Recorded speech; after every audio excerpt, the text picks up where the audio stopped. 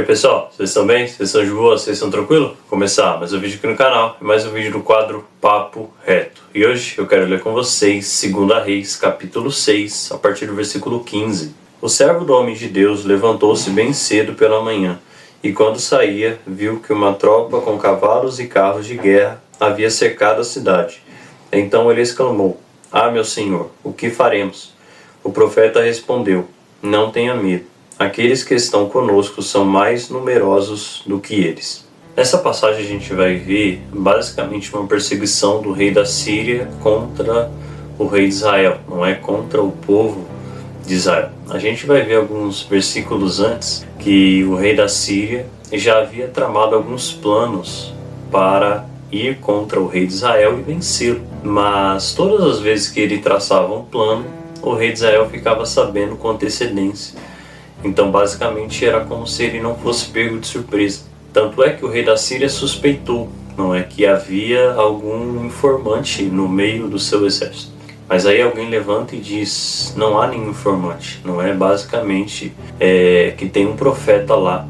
Todos os planos que você tem em mente, ele fica sabendo antes e ele avisa o rei de Israel. Basicamente ele estava dizendo, não é, que havia um profeta, não é, que era justamente Eliseu, que esse tinha um aviso da parte de Deus por antecedência. Bom, então basicamente o que ele estava dizendo era que Eliseu, não é, que era o profeta ali, que estava conjuntamente com o rei de Israel, ele ficava sabendo antes por revelação de Deus e ele avisava o rei de Israel: olha, não passe por tal lugar, o rei da Síria está tramando, não é, tal coisa. Então a gente vai ver que algumas vezes, não é, o rei da Síria arquitetou o seu plano, mas não conseguiu executar, porque Eliseu avisava antes. E aí o rei da Síria tem a ideia de capturar Eliseu, não é? Então ele monta o seu exército e vai cercar a cidade de Israel para capturá-la.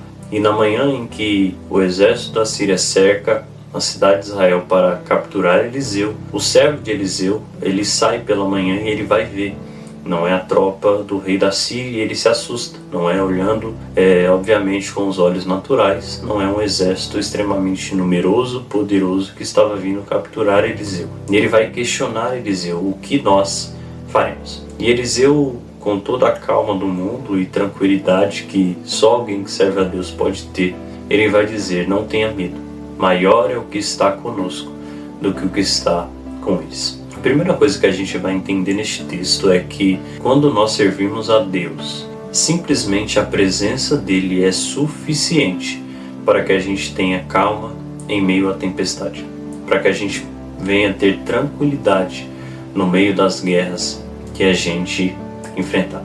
Eliseu não estava negando o exército inimigo, mas Eliseu sabia que maior era o que estava com ele do que o que estava com o exército inimigo. E essa segurança nós precisamos ter quando nós enfrentamos batalha. Não importa o tamanho do inimigo do lado de lá, maior é quem está conosco. Se Deus está do nosso lado, pode se levantar o inferno inteiro, pode se levantar o mundo inteiro contra nós, nós ainda seremos maioria. Tem até uma frase que vai dizer: não diga para Deus que você tem um problema, diga para o seu problema que você tem um Deus maior. Independente do tamanho do exército que está do outro lado, você precisa acreditar que se Deus está com você, você já é maioria. E naquele caso em específico, tinha um exército de fato ali enviado pelo próprio Deus ao lado de Eliseu. Eliseu via aquele exército, mas o servo dele não. Eliseu vai pedir algo para Deus: abra os olhos desse rapaz, para que ele veja. E Deus abre, e ele vai ver o exército que Deus enviou, que estava ao lado de Eliseu, e também do lado dele, não é, já que ele estava com Eliseu. E ele vai ver, não é, que justamente maior era o que estava com eles e não com o rei da Síria. Então a gente precisa entender também que existe um mundo que nós não vemos, mas que é tão real ou mais real do que este que nós vemos. É justamente o mundo espiritual. Claro que existem pessoas que têm o dom de ver e elas conseguem ver, não é, como Eliseu via aqui neste texto. Mas na maioria de nós não temos esse dom, não é, de ver o mundo espiritual. Então a gente muitas vezes não vai ver o exército que está conosco. Mas a Bíblia deixa claro que Deus ele envia anjos para nos guardar. Ou seja, para aqueles que servem a Deus, pode ter certeza que você não está sozinho. Se você de fato é filho de Deus e obedece aquilo que Deus diz, a palavra de Deus, se você de fato segue, você tem uma proteção que não é dessa terra, você tem uma proteção que é celestial.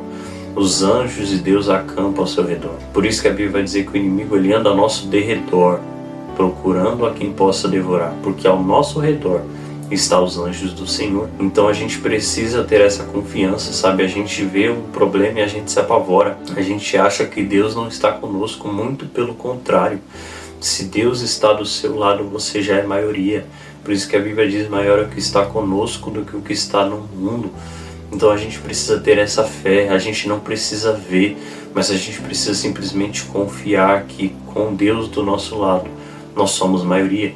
A gente vai ver isso em inúmeras batalhas do povo de Israel. Quantas vezes Israel já foi para a batalha tendo um número menor do que o exército inimigo, e eles saíram vitoriosos, e Deus vai deixar claro: fui eu que dei a vitória a vocês. É por isso que o salmista vai dizer: uns confiam em carros, outros em cavalos, mas nós faremos menção do nome do Senhor dos Exércitos, porque é dele que vem a nossa vitória, é dele que vem a nossa segurança. Por mais que o nosso exército pareça menor, por mais que os nossos recursos parece que não é suficiente para essa batalha, mas se Deus está conosco, nós somos maioria. Se Deus está conosco, nós somos mais do que vencedores em Cristo Jesus. Nós vamos ver isso também com Davi e Golias. Golias com seu exército, bom, na verdade ele nem precisava de exército. Ele próprio já era um exército, não é? Tamanha a sua força, não é? E também a sua altura. Ele já era um exército ambulante, o próprio Golias já era um exército. E Davi vai contra ele, um menino que talvez não dava nem nas canelas de Golias, não é? Mas ele vai, e ele vai falar algo muito poderoso que nós precisamos levar para nós.